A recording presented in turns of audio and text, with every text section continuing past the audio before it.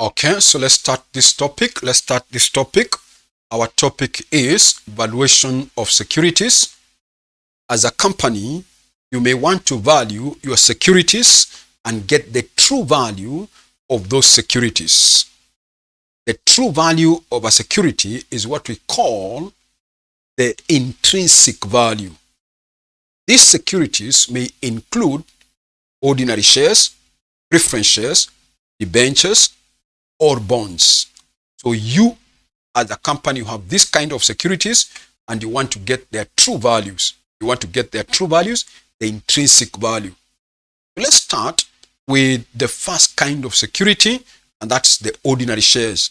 How do you get the value of ordinary shares? How do you determine the value of ordinary shares? So we want to discuss the different methods of valuing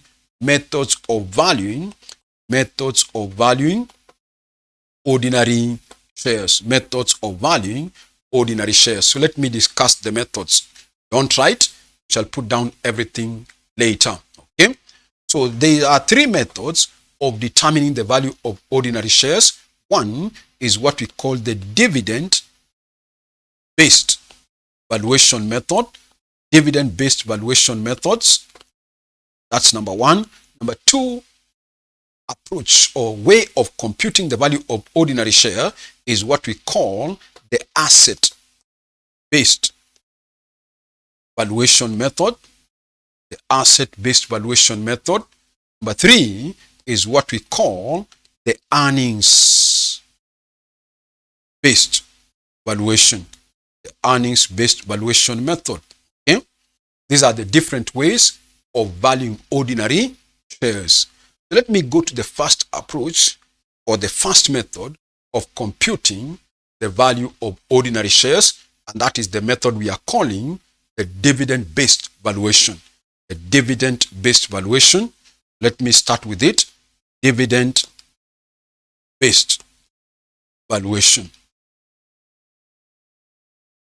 Dividend-based valuation methods. Okay. This approach of valuing ordinary shares, which we are calling the dividend-based, was developed by somebody called Gordon. And according to Gordon, he classified ordinary shares into three categories. Based on their dividend. Gordon classified the ordinary shares into three categories depending on their dividend. Number one is where the first method or the first basis or category, according to Gordon, of the ordinary shares. He classified ordinary shares into three categories according to their dividend, the history of paying their dividend. Okay? So based on the history of paying their dividend, we use the history to compute the value. One is where we have zero dividend growth. Okay? In other words, let me explain, where the dividend of the company does not grow at all. We call it dividend growth. Zero dividend growth rate method. Zero dividend growth method or rate method. Listen, this is where if your company has been paying 2 shillings per share every year as dividend, it will keep paying 2 shillings. That is what we are calling zero dividend growth. The dividends are not growing. They are remaining 2 every year. 2 shillings every year up to perpetuity. That's one category. The second category of ordinary shares, according to Gordon, is what we call the second category, let me put it down here, is what we call constant dividend growth. Constant dividend growth rate.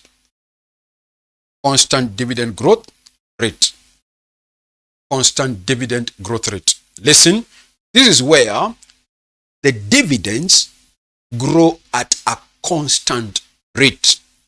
He classified ordinary again into this second category where dividends grow at a constant rate. For example, the company could be giving you, or the question could give you, that the dividends are growing by 5% every year. Listen, meaning if the first year the company paid a dividend of 10 shillings, or let's say 2 shillings, we expected that dividend to grow by 5% in the next year. So 5%, or let's say 10%, in the following year it will be 2 plus 10% of it. That would mean saying it is 2 times 1.1, 10%. I hope you do remember what we were saying when we were discussing the topic of cost of capital. 1 plus G. 1 D note is 2 plus 1 into G. So this will be 2 into 1.1. Our G is 10%, which is 0.1. So that means in the second year, your dividend will be 2.2. Then in the other year again, 2.2 now will grow by another 10%. Whatever you get there, that will be, whatever it will be, let me just calculate it and see how much it is. That is 2.2 multiplied by 1.1, multiply that by 1.1, that's about 2.42. Then that 2.42 will grow by another 10%. That way. Listen, that is the second category of the dividends according to Gordon, where there is a constant, listen, where there is a constant dividend growth, 10% every year. Every time the dividends keep growing by 10%. Okay? That is the second category of the ordinary shares. Now, number 3 is where we have non-constant dividend growth. Non-constant dividend growth rate method. Listen to this now. Gordon classified again ordinary shares into this third category. Let me explain it, where we are calling it non-constant dividend growth. Now, in this third category, your dividends may grow at a different rate. For example, in year 1, your dividend grew by 5%. After year 1, the dividend grew by 6%. Third year, the dividend grew by 8%, and so on. So in year 1, the dividend will grew by 5%, maybe 6% in the second year, another 8% in the third year, maybe 10% in the fourth year. Listen to this. Then after fourth year, now the dividend will grow at a constant rate. Maybe after the fourth year, now the question tells you, or the dividend will grow by 15% every year into perpetuity. Now, meaning it is the category where we are mixing non-constant with constant. Are you getting? We are mixing non-constant growth rate in dividend and the constant rate of dividend. Okay? Where I've said maybe for the first 4 years, the dividend growth rate keeps changing. But after some time, now we realize that the dividend are growing by a constant rate into perpetuity or into infinity. How do you get the value of such shares? So Gordon classified the shares into these 3 categories. For us to value the shares, you have to know under which category are they falling. Are they falling under zero dividend growth? Are they falling under constant growth rate? Are they falling under non-constant growth rate? I've explained the concept behind the non-constant growth rate, where the dividends are growing in the first few years. They are growing by a non-constant rate. You paid 2 shillings in the first year. It grew by 5%. Whatever you got in the first end 1 year, it grew by 6%. Whatever you got by end of year 2, it grew by 8%. Whatever you got by end of year 3, it grew by 10%. Then whatever you got by end of year 4, now that dividend keeps growing by 15%. Then what you got by end of year 5 will grow by another 15%. What you got by end of year 6 will grow by another 15%. That means after some time, the dividends are growing at a constant growth rate. Now, so to get the value of the ordinary shares now, you have to categorize the ordinary shares into these 3 categories. Let me go to the first category of 0 dividend growth. Of 0 dividend growth. Now, how do you determine the value of shares if they have no growth in dividend? Meaning the company pays 2 shillings, 2 shillings, 2 shillings every year as dividend. Now, to get the formula for computing the value of ordinary shares at 0 growth rate, I want you to recall something we did in the topic of cost of capital. Under cost of capital, we also classified the shares into these 3 categories, into the 2 categories called 0 growth rate. Where we were determining, listen, I am saying recall. When we were determining the cost of ordinary shares, we had to classify the ordinary shares again and ask ourselves, to get the cost of ordinary shares, was there any growth rate in their dividend? Maybe no. To get the cost, which is what we were calling KE, where there was no growth in dividend, we were getting KE by just taking D divided by PO. That was our formula. I have said recall. That was our formula for getting the cost of capital KE.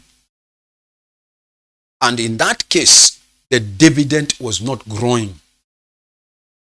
The company kept paying 2 shillings, 2 shillings, 2 shillings, 2 shillings. Then we took that 2 shillings, we were dividing by the market price, PO. Okay? To get the cost of the capital in the company.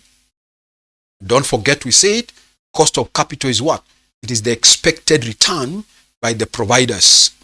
I also remember telling you this D divided by P represents what? When you take the dividend, which is the return the shareholder will receive, divide by the price he's paying, how much it's costing him. Let us assume the price is 50 and he gets a dividend of 5 shillings a share. So 5 divided by 50, that is like 10%. So he's expecting a return of 10%. And I told you, whatever the investors are expecting as a return, that is a cost to the company. Are you there? Good. But this time, we are not looking for the cost of capital. We are looking for the price. We are looking for the price. Are you there? To look for the price, now listen, we want to make P the subject. We want to make P the subject. So if I make P the subject, this means I multiply both sides by PO, then I make PO the subject. This will simply be PO is D divided by what? KE.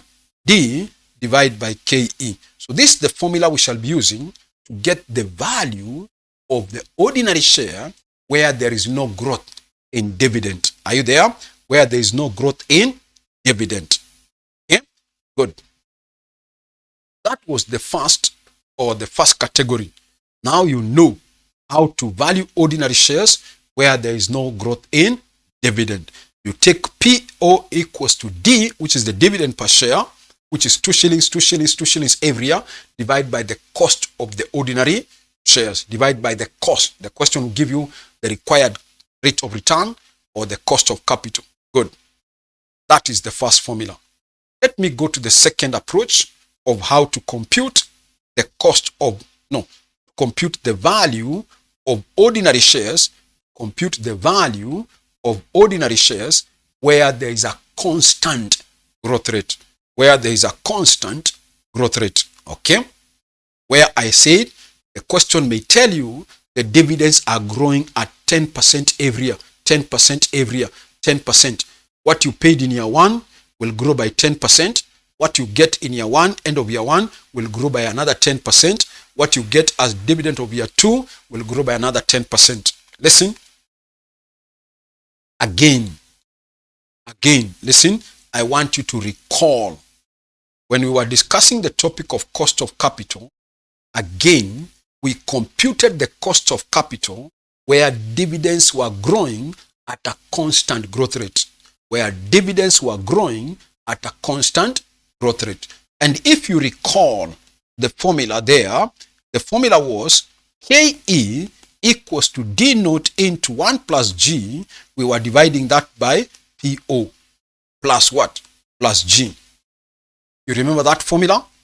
That was the formula for getting the cost of capital where dividends were growing by a constant growth rate.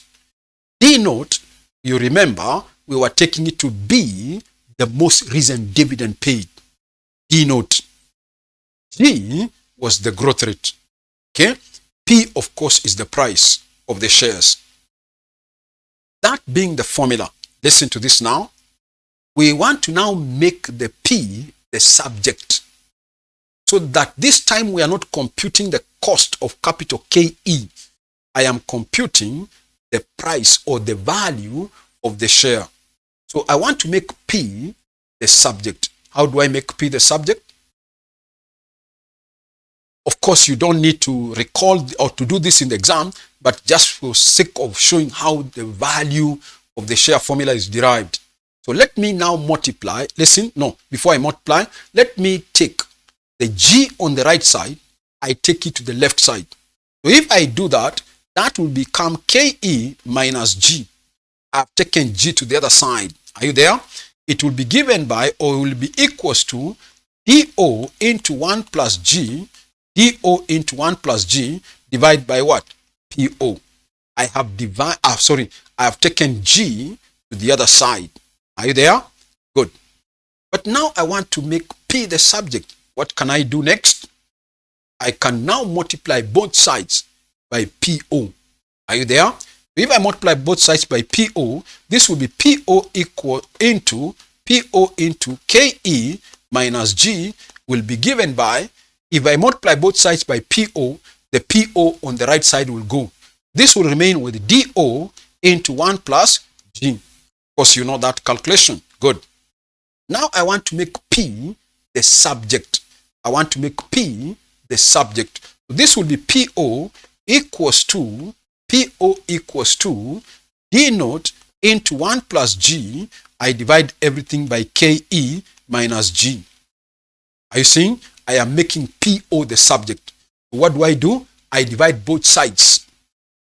I divide both sides by, maybe I can put it here so that you see it clearly. I divide both sides by the factor KE minus G. So this will be, if I divide both sides, this will be PO into KE minus G. I divide that by KE minus G equals to DO into 1 plus G divided by KE minus G. So I have said, when you take this now on the left, KE minus G will cancel with KE minus G. So that means our formula will be, for getting P naught or P0, our formula will be, let me just rub now this. Let me even rub here now so that you can see that this is PO. This is exactly PO. Hope you are following. This is PO.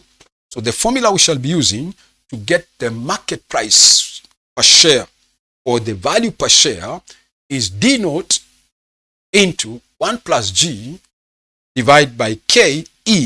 This is KE. This is KE minus G. This is KE minus G. Are you there now? Good. That's the formula we shall be using to get the value of the shares. This is the formula we shall be using to get the value. Of course, listen, in an exam, you don't need to derive this formula. I've just helped you to derive it from the recalling from the recalling of the cost of capital formula, which we did in the topic of cost of capital. Otherwise, you just need to know the formula, getting the value of ordinary shares where there is a constant dividend growth.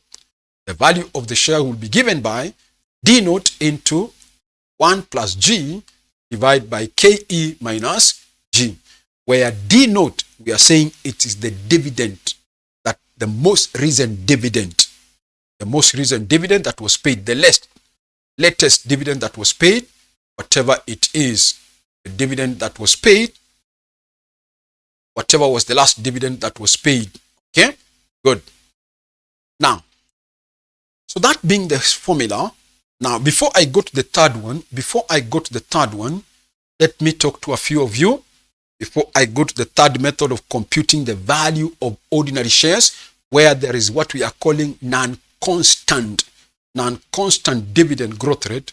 Let me talk to some of you. Listen. You may be watching this video, and you have not subscribed to my YouTube channel. Please click that subscription button down there. Click that subscription button down there to subscribe, so that you'll be maybe notified when we post new videos into the YouTube. So if you have not subscribed, click that subscription button below there, that you may get notification whenever we post new videos into YouTube. The other point is, please like my video, click that like button, like this video, click that like button, like the video. I hope by now, at least you have understood something and you have liked what we are doing so far. Click that like button down there to like the video. Good. Now, listen to everybody else now. If you have friends who are doing this financial management subject, and they have not joined the live class, and they have not joined our online classes, please tell them that we have online classes for financial management of the intermediate level. Also, we have financial reporting of the intermediate level. We also have online classes for financial reporting of the intermediate level, that is FR. We also have online classes for advanced financial reporting of the advanced level, We also have financial accounting of the foundation level and that of ATD1 and ATD2. Those are the 4 subjects in which we have online classes for.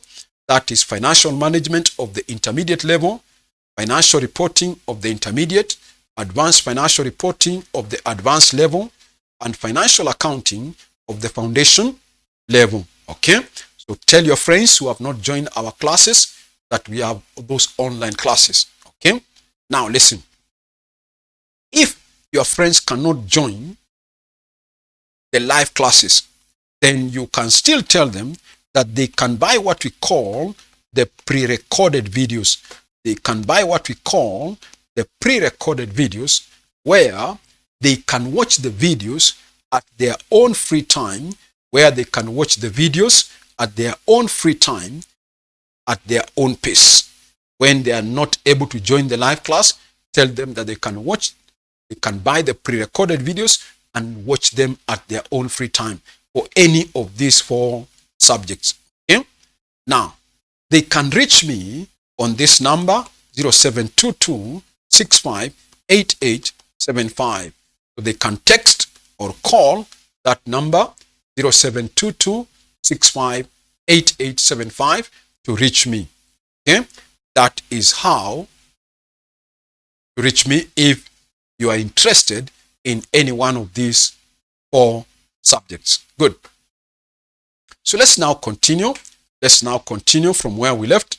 Now we want to discuss the third method, or the third category, the third category of dividends according to Gordon. And depending on that third category, how do you compute the value of the shares? We have discussed basis number 1, category number 1, where there is no growth in dividend. How do you get the P naught? It is D divided by KE. Are you there? D divided by KE. That is how to get the value of the share. Number 2, where there is a constant dividend growth. We have said the formula now be, it's PO equals to D naught into 1 plus G divided by KE minus G. D naught, I've said, is the latest dividend or the current dividend paid. G is the growth rate. KE is the cost of capital. You will be given the cost of capital, KE, and G is the growth rate. Good. Now let me go to the third category now. Let me go to the third category. And maybe before I go to the third category, let me also remind you, listen, of those two, of the second category, listen, of the second category, we are saying you will bring in the concept of growth rate. Now, you also remember, listen, you also remember when we were discussing the cost of capital, we saw some topics, some questions were not giving us the growth rate. It was your responsibility to calculate the growth rate. So just as a reminder, how do you calculate the growth rate if the question has not given you the growth rate? I've just been assuming 5%, whatever. So, but remember, in this second category, you need the G. What if G is not given?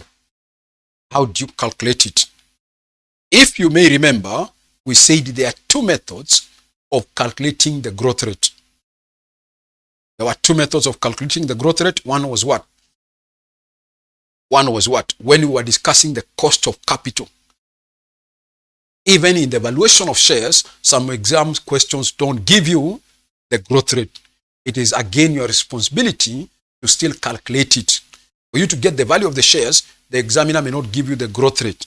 So it will be your responsibility to calculate the growth rate. How do you calculate it? We said one method of computing the growth rate is what we were calling the compounding method. The compounding method. Whereby we were saying to get the growth rate using this method, I do hope you remember, we were saying it will be the root. It will be, just as a reminder, let me quote it again. This is G equals to N minus 1. N minus 1 is N minus 1 into Dn, Dn, this is Dn. We were dividing that by D naught. Are you there? We are dividing that by D naught minus 1. Whatever you get, we were saying you minus 1. That was our formula for getting the growth rate. If you are using the compounding method, I told you, let me just remind you, N, we were referring it to the number of years. Dn, we were referring it to be what?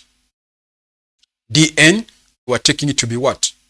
We were taking it to be the last dividend that the company paid, the latest dividend the company paid. D naught, because I told you, for this formula, you will be given the history of how the company has been paying dividend. Let me just use a small illustration here. In year 1, the company paid a dividend of 2 shillings. In year 2, the company paid a dividend of 3. In year 3, the company paid a dividend of 3.5. In year 4, the company paid a dividend of 4 shillings. So those are the years, the dividends that were paid in year 1, or by end of year 1, no, current year 0, whatever, 2, 3, and year 4. No, sorry, let's just even call them 4 years. 1, 2, 3, and 4. 1, 2, 3, and 4. You can even add 5. Year 5, they paid a dividend of, let's say, 5 shillings. Year 5, they paid a dividend of 5 shillings.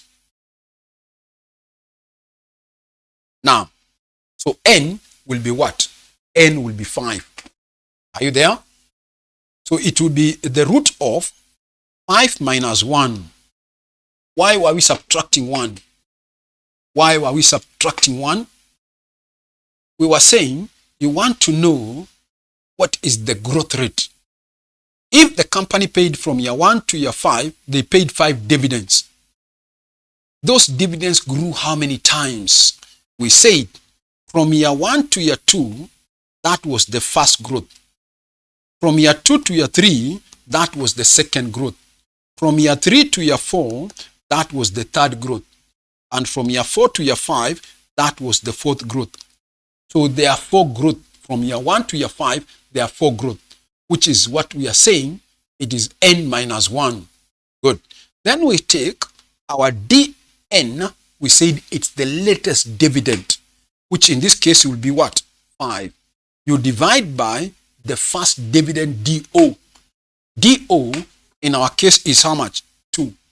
Then whatever answer you get, we say, whatever answer you get, we said you minus what? You minus 1. That's how you determine the growth rate. So 1 you'll get, it will be like the fourth root of 2.5 minus 1. So you first get the fourth root of 2.5. Then once you get the fourth root of 2.5, you minus 1. That will be giving you the growth rate. That will be giving you the growth rate. Are you there now? Good. That was just one method we talked about on how to compute the growth rate. On how to compute the growth rate. The second method of computing the growth rate, we called it what? What was the second method of computing the growth rate? We were calling it the retention ratio method.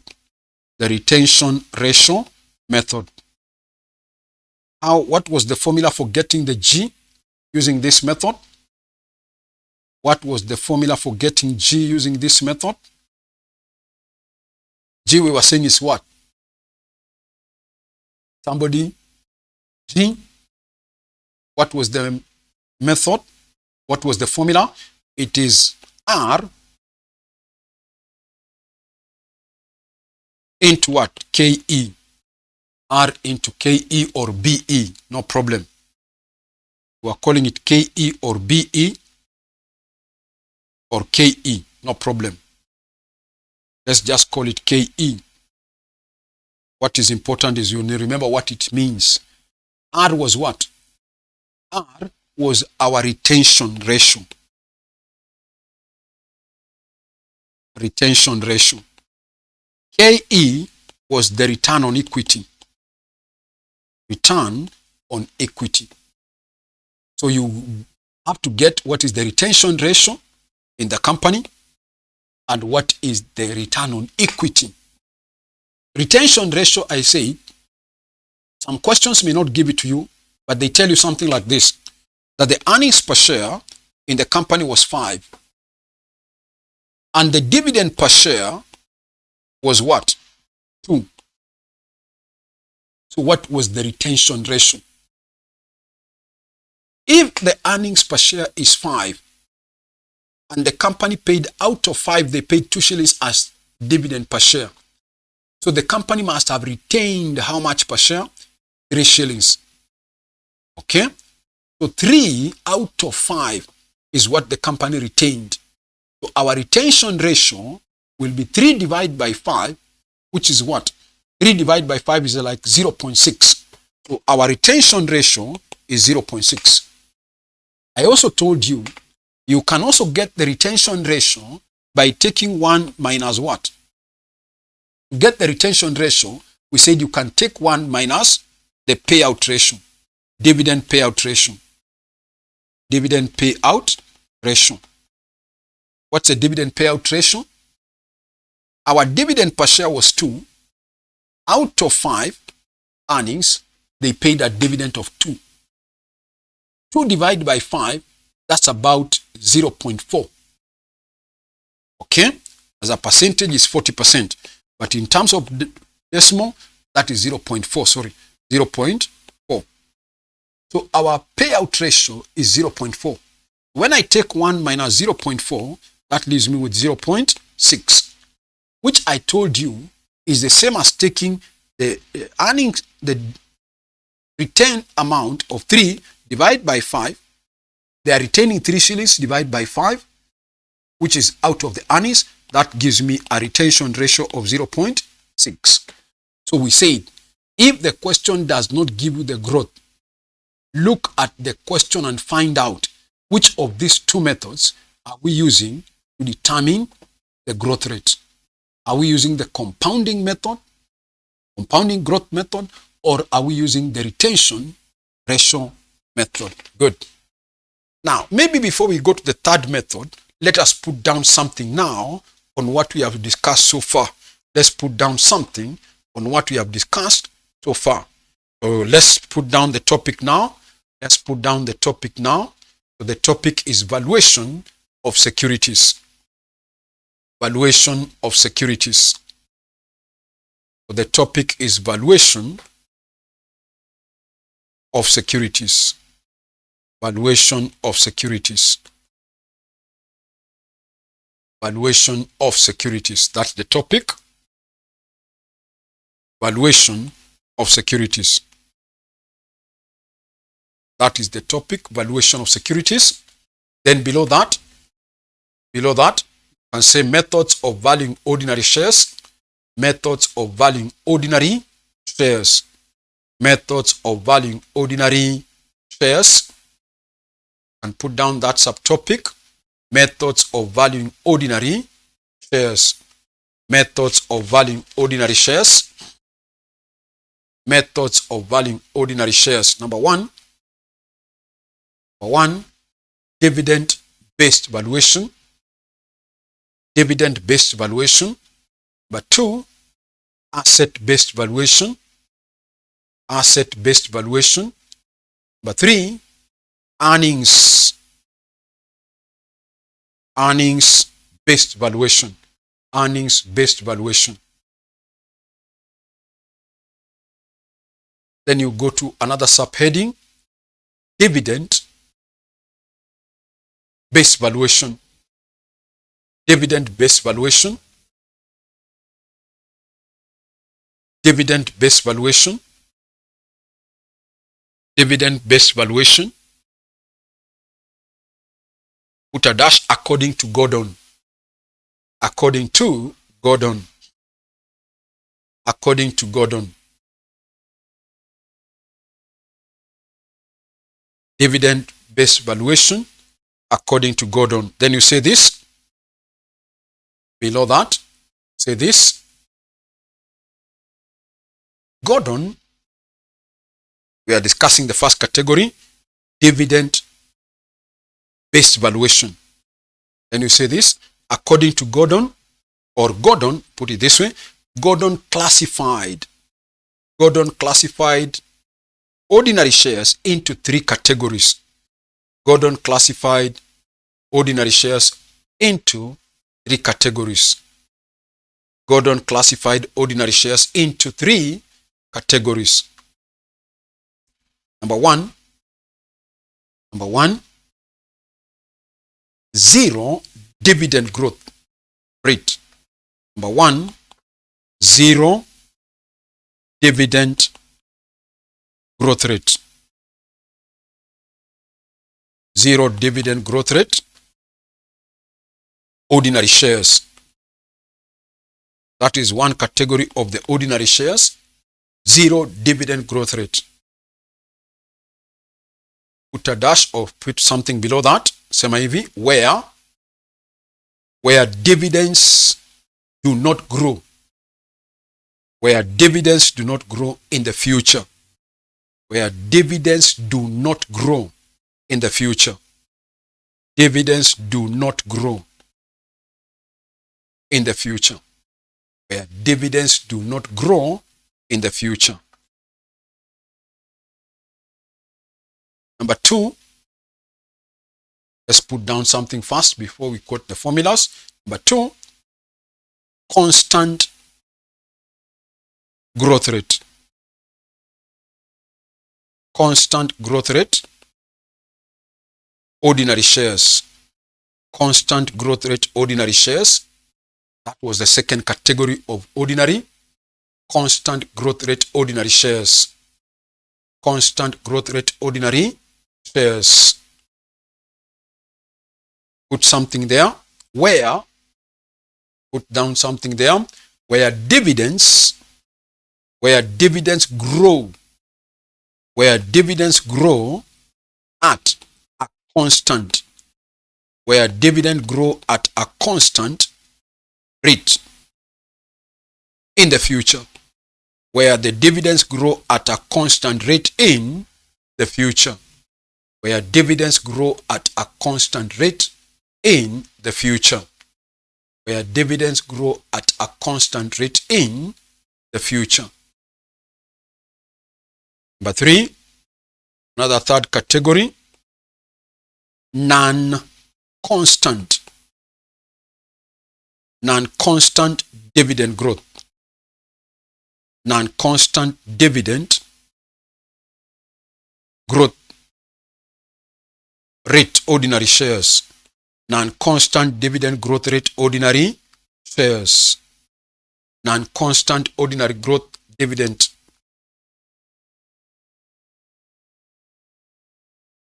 Let me explain. I don't know whether I explained it earlier. Let me just explain it. I can remember I explained the first 2, but I don't know whether I explained the last one. I don't know. Let me see whether I explained it. I just mentioned it. Did we explain it? Good. Yes, I explained it. Where I was saying, let me first explain it. Where I was saying the dividends grow at different rate in the earlier years. Okay? They grow at a different rate in the earlier years, then at a constant rate, into perpetuity. Good. Maybe we can put down that information now. Number 3, I've said number 3, non-constant dividend growth ordinary shares. Sema hivi, where dividends will grow, at different rates, during the earlier years, where dividends will grow at different rates during the earlier years, before the growth rate becomes constant,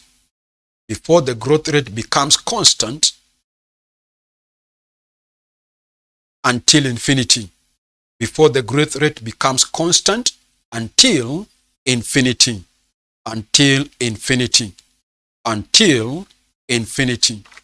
Good. Until infinity.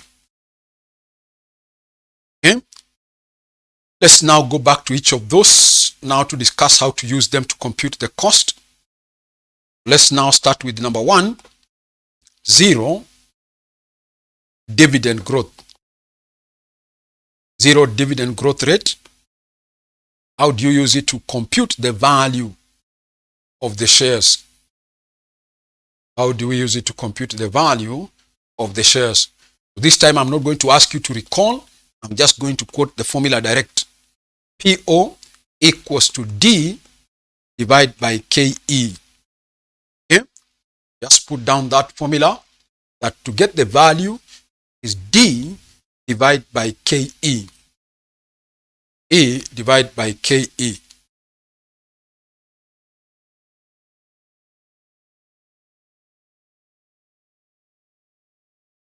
Then you say this, where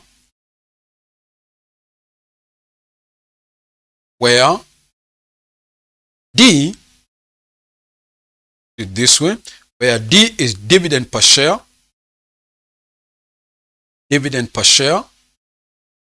and KE is the cost of ordinary shares. Cost of ordinary shares stroke equity. Cost of ordinary shares stroke equity. Cost of ordinary shares stroke equity.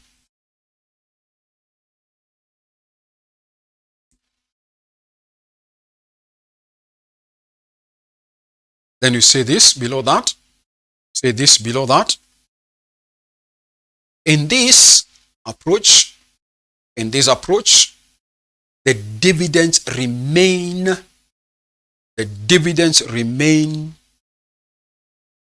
constant. The dividends remain constant into perpetuity. The dividends remain constant into perpetuity. Dividends remain constant into perpetuity.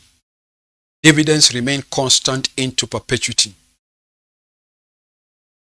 Good. That's number one. Number two, constant growth rate. Ordinary shares. How do we get their value? Where we have a constant dividend growth rate, ordinary shares. How do you get their value? So this, again, I'm not asking you to recall the cost of capital for this category.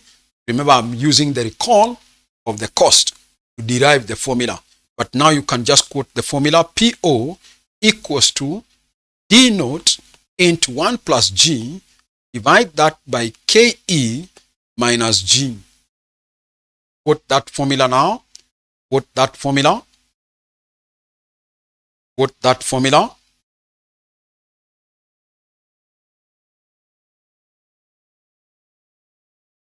Quote that formula.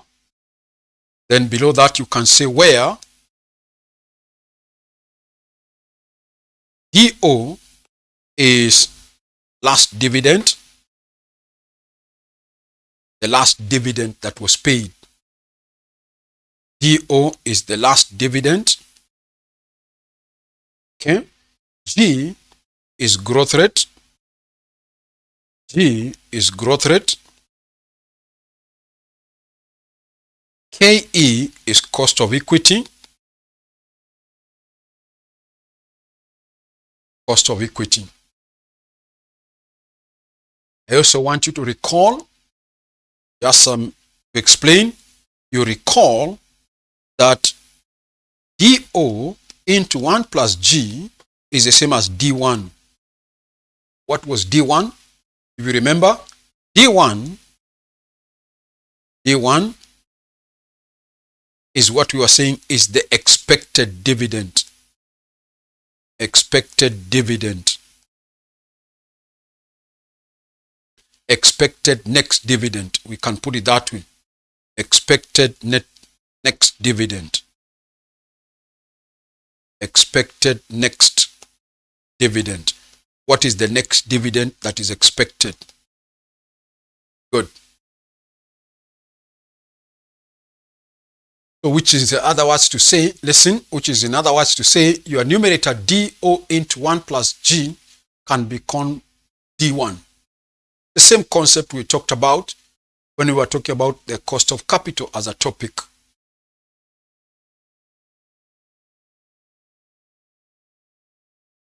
Then below that, I want you to say this. Below that, I want you to say this. NB. NB. Note. Note. Where the growth rate is not given, where the growth rate is not given, where the growth rate is not given, it can be calculated. It can be calculated using either of the following methods. It can be calculated using either of the following methods. Where the growth rate is not given, it can be calculated using any of the following methods.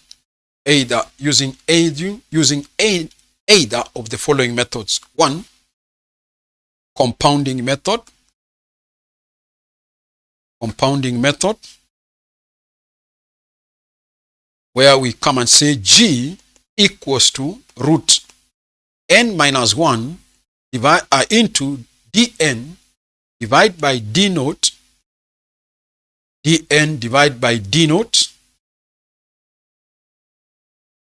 everything minus 1, everything minus 1. Where we were saying where d naught or dn, sorry, is current dividend,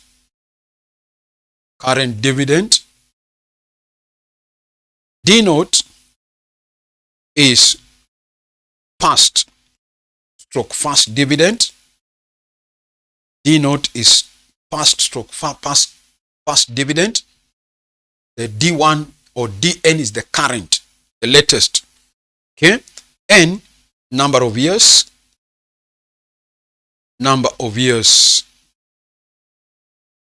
and n minus 1 is the number of growth period, periods.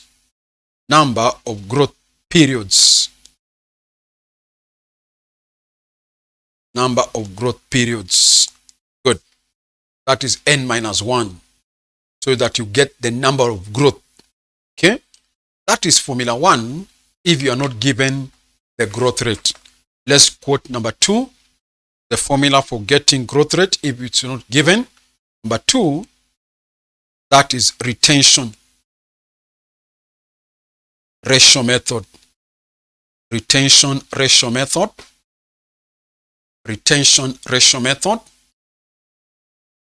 where we say to get G, it's R, multiply that by KE. R, where R, we said, is the retention ratio, where R is the retention ratio, or 1 minus dividend payout ratio, or 1 minus dividend payout ratio, 1 minus dividend payout ratio, that is R. So if you are determining R, which is the retention ratio, you can take 1 minus the payout ratio. The question might tell you the payout ratio was 10%, 40%. So if you know the payout ratio is 40%, you minus 1 from 0.4, you get the retention ratio. Then we can say KE is equals to return on equity. Return on equity. Return on equity.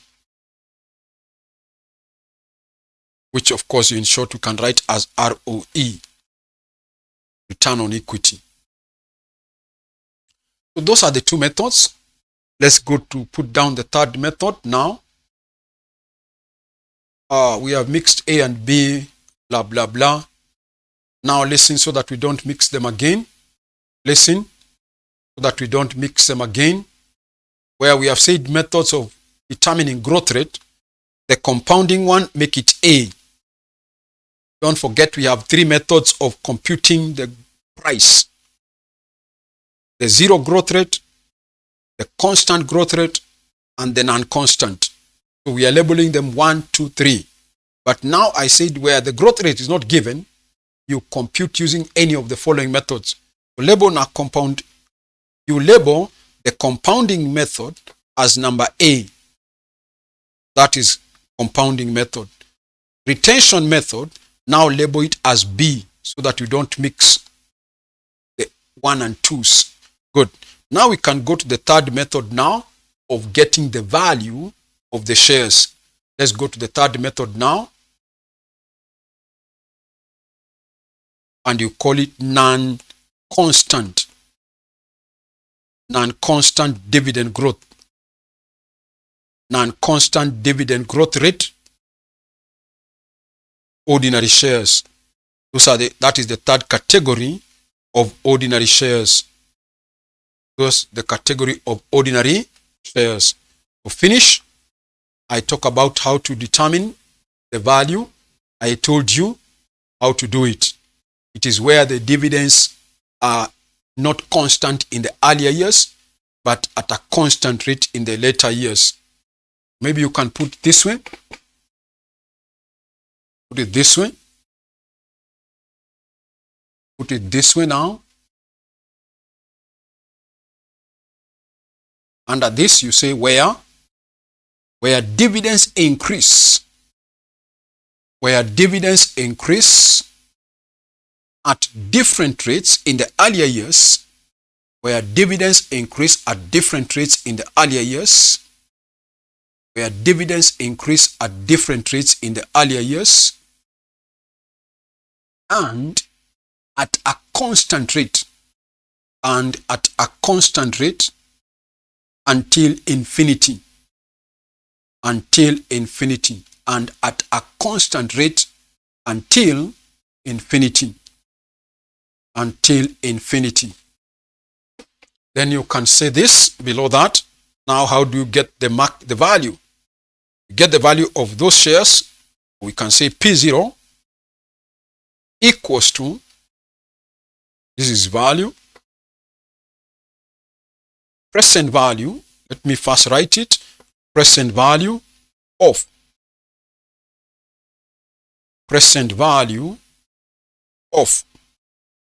dividends during the non-constant period. During the non-constant period. During the non-constant period. Plus present value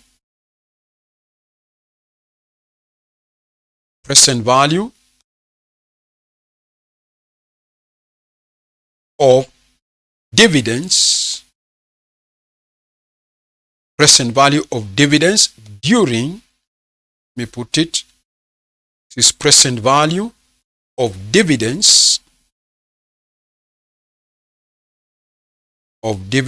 during, present value of the dividends during the constant period.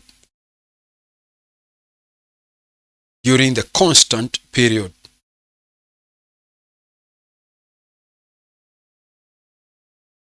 Listen to this now. This is where now we say you don't have to write this, but just to remind you, this is the same as D naught into 1 plus G divided by KE minus G. Remember the second formula where we had a constant, so you get the value that way.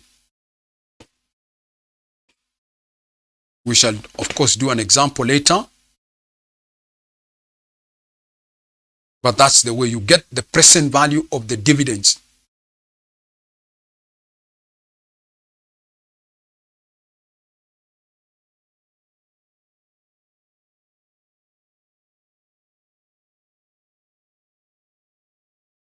Let me explain.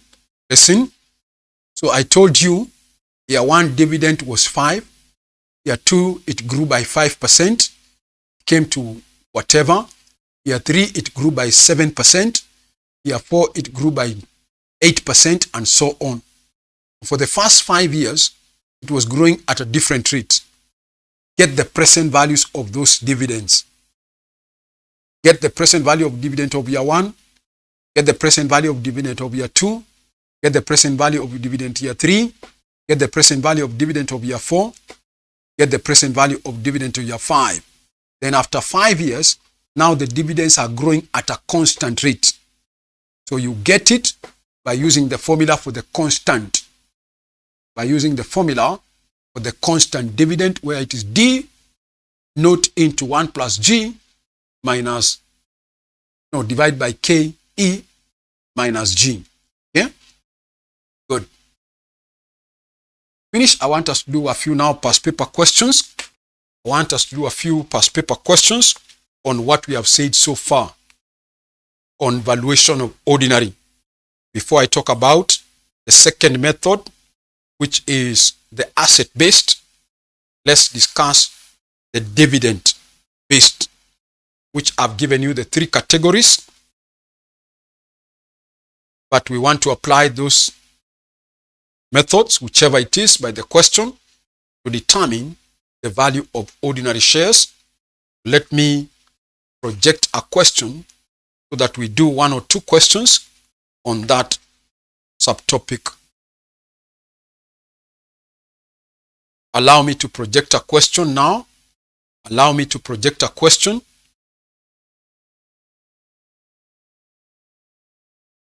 Allow me to project a question so that we do.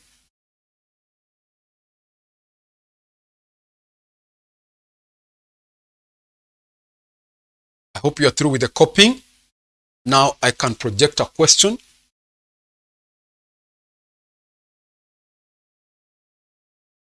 So that's the first question I want us to do. It's a question that came in November 2018. November 2018, question number 2C. November 2018, question number 2C. That's the one I want us to do first. November 2018, question number 2C. Let me read it. It says the earnings per share and the dividend per share for Maraba Limited over the last 5 years are provided below. You are given a column of the dividend per share. You are given a column of the earnings per share and the number of years. Additional information. Number 1, a prospective investor is considering buying this company, which are currently selling at 55 each at the security exchange. The investor's required rate of return is 20%. Okay? Required. Advise the investor on whether to buy the shares of Maraba Limited using the Gordon's model. Of course, you can see, listen, you are given the dividends of year 1, year 2, year 3, year 4, year 5. Which means, and I can see they are growing. So this means there is a growth in dividend. So it is obvious I am not using the first one of 0 growth. No. Why? Because I can see the dividends are growing. 2, I can see they are growing from 1 to 5. After that, there is nothing. We are told they are growing at a constant growth rate. So it is obvious this question wants you to use the second category of the dividend, where the dividends are growing at a constant rate. They are growing at a constant rate. Let's do the calculation now. Let's do that calculation. We are trying to do this question of November 2018. November 2018, question 2. I think I've said C. Yes, question 2C. I've told you, according to this question, I can see the dividends are growing. So we are going to use the formula PO equals to DO into 1 plus G, divide that by KE minus G. That's our formula. Let's see what we have not been given. Let's see what have we not been given. We know DO, it is the latest dividend. DO is the latest or the current dividend. That one I know it. What have we been giving us? How much is the current dividend as per the question? If you look at the column for dividend, the current one is 1.8. Don't forget we are doing 2019, 2017 calculations. But they have given us the history in the past. 2017, they paid a dividend of 1.8. That is DN. Okay? Good. That being the DN, what else don't we know? We don't know the growth rate. KE, do we know the cost? Let's go and check. Do we know the cost of capital? Yes. Number 2 says, note number 2 says that the investor's required rate of return is 20%. That, of course, represents the KE. Good. So we are calculating. The only thing we don't know here is the growth rate. Let's compute the growth rate. Now, using which method? Of course, we are using the method called compounding because there is nowhere we have been given the retention approach. No. Let's compute G. G, we are saying, is given by the nth root.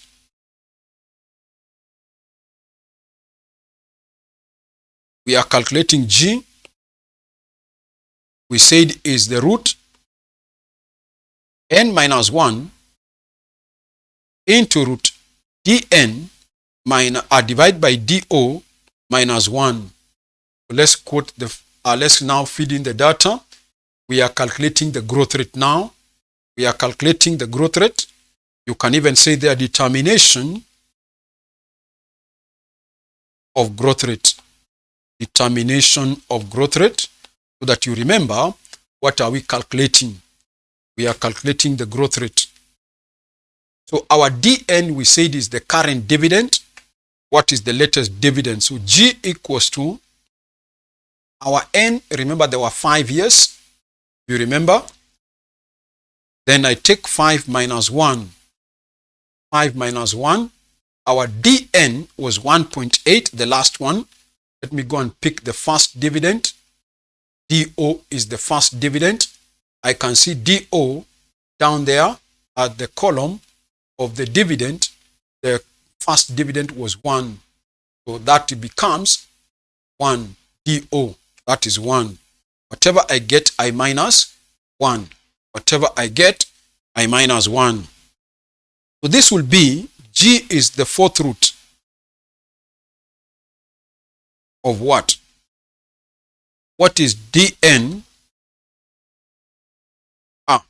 Any number divided by 1 is the same number. 1.8 minus 1. Let me get the fourth root of. That is 1.8. The fourth root of 1.8.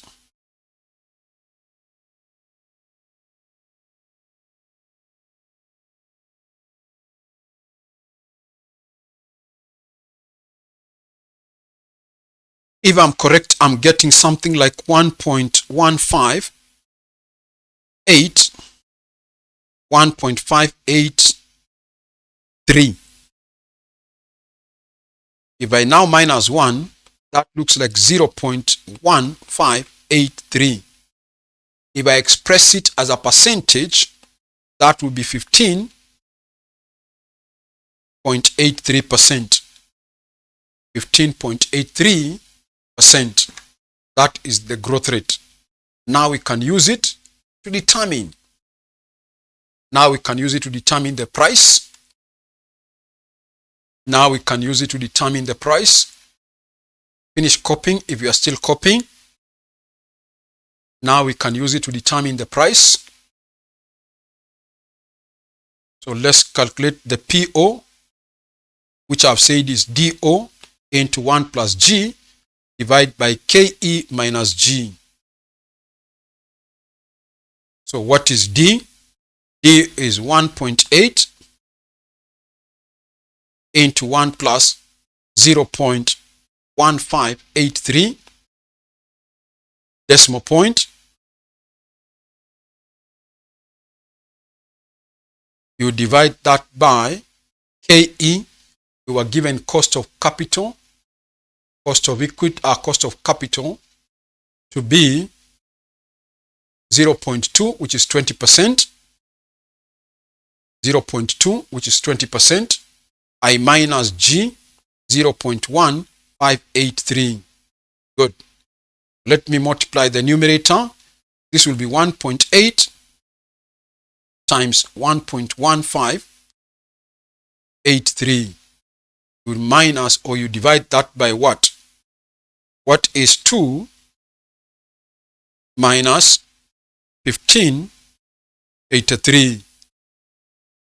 That becomes the denominator of 1.8417. Let me get the final answer now. This will be 1.8 times 1583. The numerator I'm getting there is 2.088494. If I divide that by 1.8417, what does it come to? Let me take this. I divide that by 1.8. Just a minute. My denominator is wrong. I took 2 instead of 0.2. Sorry for that. My denominator is wrong. Let me repeat it. My denominator is wrong. I took 2 minus instead of 0.2. So let me take it again. 0.2 minus 0.1583. Please make that correction. It should be 0 point, not 1 point. 0.0417. Sorry. 0.0. Let me wrap this again. This should be 0.0417. The numerator is, I think, okay. The denominator was the one which was a problem. So let me now take the numerator, 2.08494.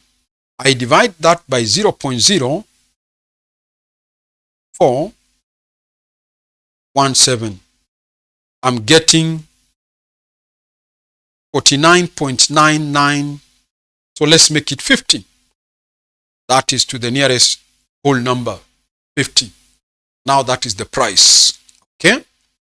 Don't forget, they're asking you to advise the company or the investor. Let's go back and see what advice are they asking we give. Now that we know the true value of the share is 50. That is what I said is also called the intrinsic value. Let's go back and now check what are they selling it in the market, so that we advise the investor whether he should buy the share or not buy the share. Okay? So let's go back and check what the question is giving us. The question said, under note number 1, the prospective buyer is considering buying the shares of this company, which are currently selling at 55. Now my question is this: if the shares are going at 55, that's what they are being sold in the market, and you are an investor, and you have computed that the true value, the intrinsic value of the share is 50, will you buy the share? Will you buy the share? The true value, according to your calculation, that share should be worth 50. But in the market, it's being sold at 55 currently. So as an investor, will you go and buy the share? Obviously, you will not, because you think the share is overvalued. They are currently selling it at 55, while it should be sold at 50, the true value. So the share is overvalued, and therefore you should not buy the share. So maybe you can put down the conclusion, and the cappuccino conclusion. Conclusion, say this. Conclusion, then you say this. The share is overvalued. The share is overvalued. Overvalued. Since the intrinsic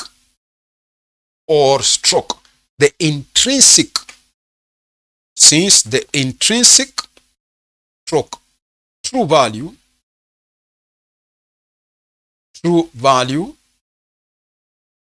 is shillings 50. Is shillings 50. Is shillings 50. But the current market price is 55. Is 55. Is 55.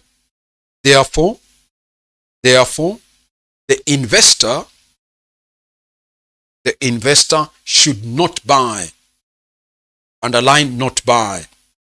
The investor should not buy the share. The investor should not buy the share. The investor should not buy the share. Good. Let's do another one. That was question number 2 of 2018. Let's now do another question. Let me project another one. We are through with that question. You can see it was a good question. You got how many marks? You got 8 marks for just advising the company not, or the investor not to buy. Good. Let me project another question now. We want to use the second question to get the value of the share. Then again, you will be required either to advise by the investor or not to buy the. Let's go to 2021. Another question. Let me project it. Let me project another question. Let me project another question now.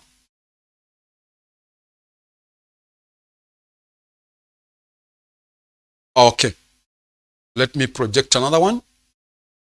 Good. There it is. That question 1, C2. Question C2 is a question that came in May 2021.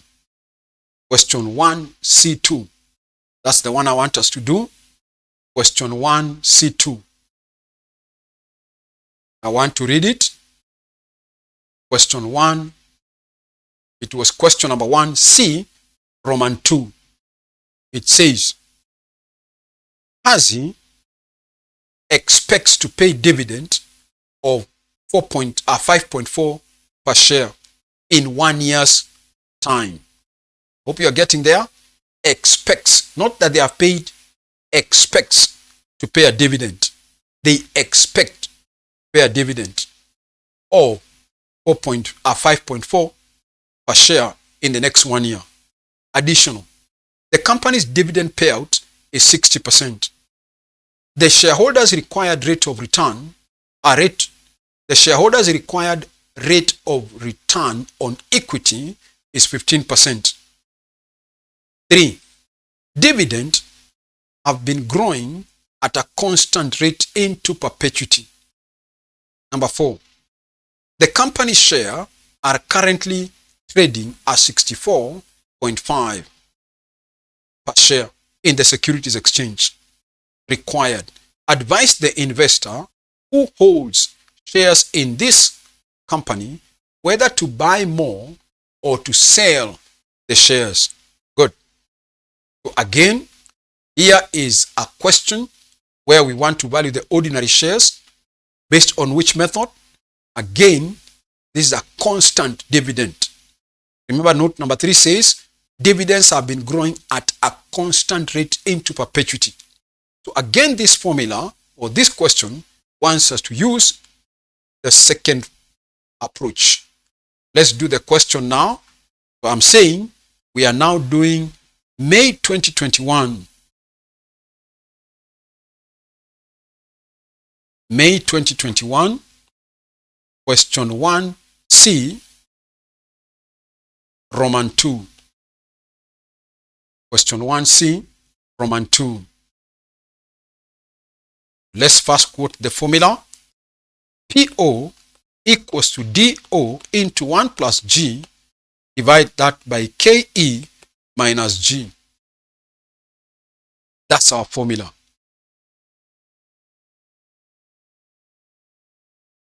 That's our formula. Then I want you to listen now. Listen. DO, I told you, is the last dividend. Listen carefully. DO, I told you, is the last dividend. But if you remember us reading this question, they said the company expects to pay a dividend of 5.1 in the next. Let me take you back. The question. Look at the start of the question. Romans 2. It says, Hazi Limited expects to pay, not that they have paid, expects to pay a dividend of 5.4 in the next or in 1 year's time. Listen, I told you, even when we are doing the topic of cost of capital, that sometimes the examiner gives you the last dividend paid, that is the recent, or sometimes he does not give you the recent dividend paid, but he gives you the expected dividend. So how you will use this formula, listen, how will you use this formula depends. The last question we did, we were given the history of the payments of dividend. This question does not give me the history of the payments, but it gives me the expected dividend 1 year from now. I told you, if you take D O into 1 plus G, what are you getting? D being the current date dividend, if you multiply by 1 plus G, that gives you, 1 plus G gives you the way they expect the dividend to grow. So we said DO into 1 plus G ideally represents D1. Listen, so I told you, depending on the way the examiner has given you the question, you will either use D1 or you will either use D note. Are you saying? D note is where they give you the history of the dividend, meaning you can pick the last one. But DO into 1 plus G is always the same as D1, the expected dividend. So from this question, they gave us the expected dividend. So we can convert this formula to B now, where we can say, note, maybe you can copy the formula, note, D1 equals to D naught into 1 plus G. Just to remind you that D1 equals to D naught plus G. Okay? Now we are saying, note again, we are given, andika somewhere, we are given the expected dividend. The expected dividend. So this means P naught, it will be given by D1 divided by KE minus G. So I'm just converting the numerator into D1 because this time I don't know the history of the payment, but I know the expected dividend. That's important to remember. We can see it is even tested in this topic of valuation. We applied the concept when we were discussing the topic of cost of capital. Yeah? Good. Now we can only calculate. Listen now. The only thing we don't know from here is the G. Go back. You go back to the question. We don't know the G. They have not given us. They are saying it is just growing at a constant growth rate into perpetuity. So I want you to look at this question and then ask yourself again, now that I don't know the growth rate, which of the two methods of computing the growth rate can I use? Which of the two methods of computing the growth rate can I use?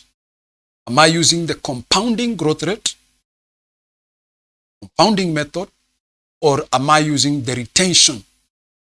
If you look at number 1, we are given the dividend payout 60%. Okay? We are given the dividend payout. Then number 2, we are given the return on equity is 15%. Are you seeing it there? The return on equity is 15%. So obvious, this question wants you to use now the second method of computing the growth rate. Sawa. Good. Let's come and say a G, andika now. G is given by retention, or maybe you can put it this way. G is equals to R by KE. R by KE, where R is the retention ratio, which I told you is also 1 minus what? Minus payout ratio. 1 minus dividend payout ratio. 1 minus dividend payout ratio. Payout ratio. Then KE is return on equity. Return on equity. We know the figures now. We know the figures. So copy that. We come and then say here R, our retention ratio. I want to take 1 minus the payout ratio. We were given the payout ratio in this question, and we were told it was it 60 or 40? Let's go back and check what was the retention ratio. No, the payout ratio. Good. Note number 1 told us that the company paid dividends at a payout ratio of 60%. Good. Note number 1 tells me the payout ratio is 60%. So I take 1 minus 0.6. This will be 0.4. So now we know the retention ratio. Now we can compute the growth. We have been given the return on equity as 15%. Come and see your growth rate equals to 0.4 times the return on equity. Our return on equity were given as 15%, which is 0.15, So what becomes our G? 0.4 times 0.15, this looks like 0.06.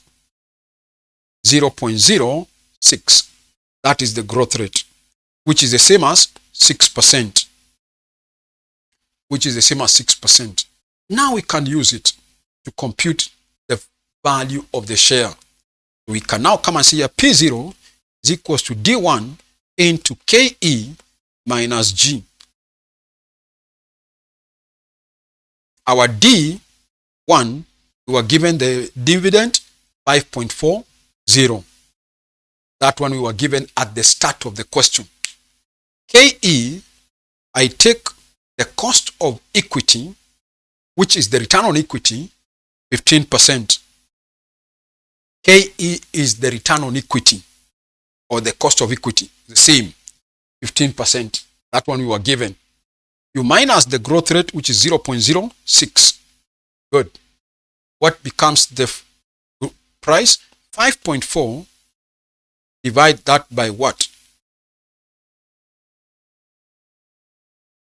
5.4 divided by what is 0.15 minus 0.06. 0.15 minus 0.06.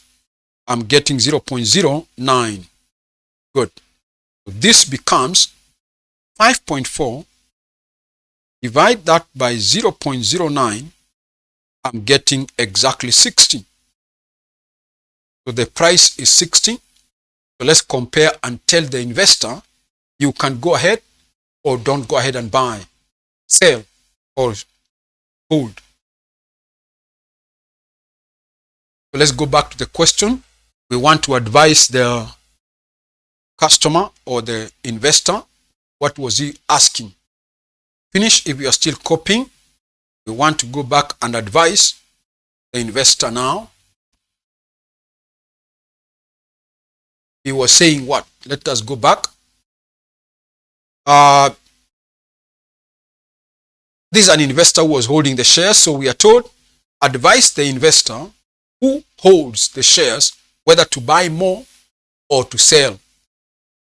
Listen, the current market price is how much?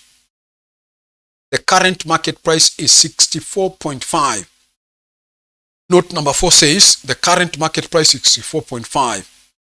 But we have got the true value to be how much?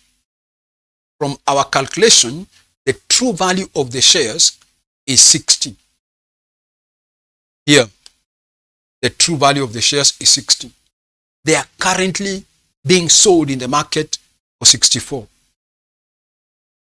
Tell him whether to buy more or to sell the one he has. what would you say?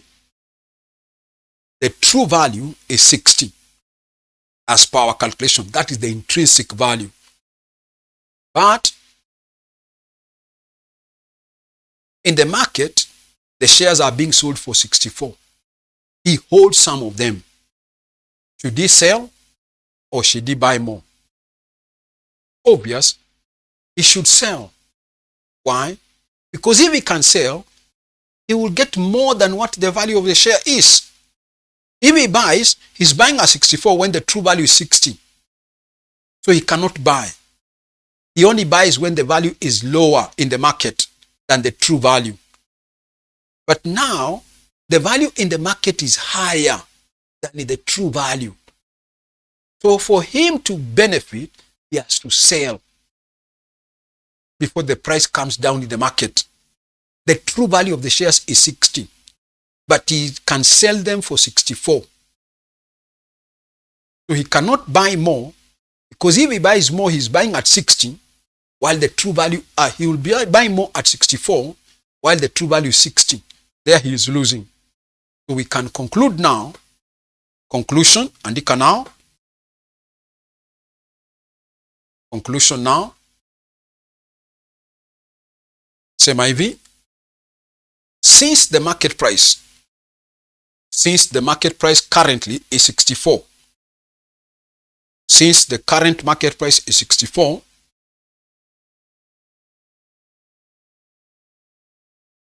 while the true value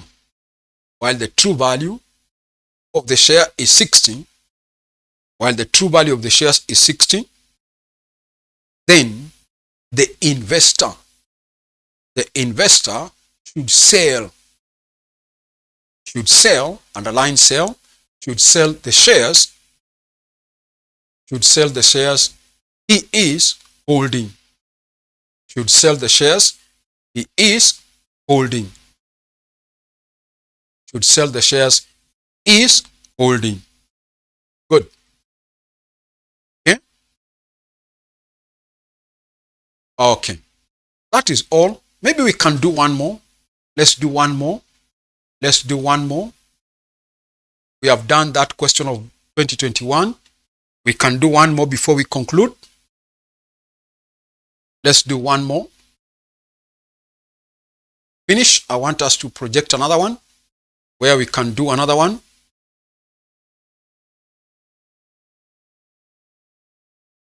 So let me project another one.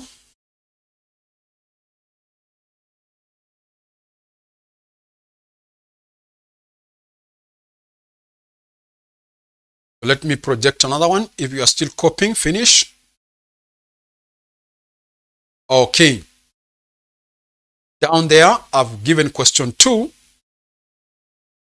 I want us to do question 2, Roman 1.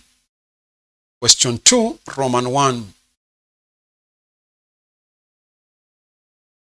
Question 2, Roman 1. Question 2, Roman 1. It's a question that came in May 2019. May 2019, question 2.1. Let me read it. It says, the management of Amani Limited is considering listing the shares at the Securities Exchange and intends to underwrite or undertake valuation of its shares. The following information is provided. Current earnings per share is 4 shillings. The firm has in issue 10 million shares with a 40% dividend payout. The firm has an equity capital of 200 million with a required rate of return of 18%. Required. Calculate the current theoretical value, that is the intrinsic value, of the firm's ordinary shares using the dividend growth method. Good. Let's again use which method? Dividend growth method. Okay. Now listen again. Do we know the G? No. Which method are they asking us to use to compute it? Is it the compounding method or is it the retention? What do you say? When you look at this question, we don't know the G, but you can advise or you can tell which method to use. Listen, note number 1, they are saying they are earning a dividend of, no, they have an earnings per share of 4 shillings. Okay? The dividend payout is 40%. Listen to this now. We know the formula. I am doing a question of May 2019, question 2, B1. 2019, question 2, B1. Listen, our formula for getting the PO is equals to DO into 1 plus G divided by KE minus G. Do I know the D note, the last dividend paid? We are not told. Listen carefully. We are not told. But is it possible to get it? Yes. Let me first explain. They have given me the earnings per share as how much? I think 4 shillings. Out of these 4 shillings, they have decided to pay out. There is a dividend payout ratio of what percentage? I think 60 or 40. 40%. Note number 2 says, the company has 10 million shares in issue with a 40% dividend payout. So, if the earnings per share is 4 and they have a dividend payout of 40%, so out of 4, they paid 40 as what? As dividend. So from this question, it was possible to get the dividend per share. Are you getting? Good. So what the question wanted you to start with is to calculate that DO, which is the dividend per share. Once you calculate the DO, then you also compute the G. G, we are using again the retention method. We know the payout ratio is 60%. So I can take, no, 40%, sorry. I can take 1 minus the payout ratio. That will give me the retention ratio. Then I multiply by the KE, no, the KE, which is the return on equity, and that will give me the G. So let's now first calculate. Put it this way. Copy that formula first. Then you come and see here, dividend per share equals to earnings per share times the payout ratio. Put down that formula. That dividend per share is given by earnings per share. You multiply that by the payout ratio. So our earnings per share, we are told, is 4 times payout ratio is 0.4, is 40%, that is 0.4. Our dividend per share is 1.6. Are you there? That's the dividend per share. Now we can get the G, which is growth rate, equals to R times KE. I don't have to keep repeating where you know them now. R is the retention ratio. You can even say here R equals to, we are not given the retention ratio, but it's 1 minus payout ratio.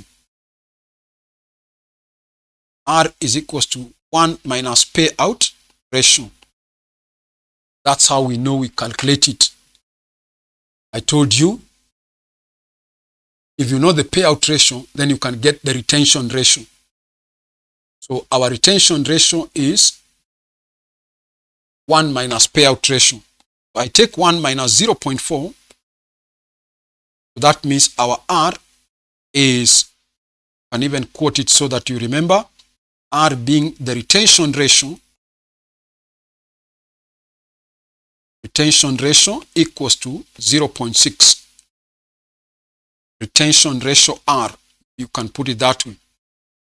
Retention ratio R equals to 0.6. Now you know the retention ratio. Now you know, now we can get the growth. Come and see, your growth is equals to R into KE. Our R is 0.6. What is KE? Let's go back to the question.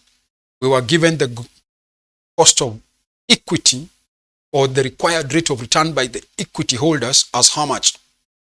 What was the required rate of return? There is a note somewhere which we were told how much. Where is it? Note number 3. Number 3 said the firm's equity capital is 200 million with a minimum rate of return or required rate of return of 18%. Good. Now we know the required rate of return is 18%. That is the 0.18. Good. What becomes our growth rate? Let me calculate it now. What becomes the growth rate? So we are taking 0.6 times 0.18. I'm getting 0.108.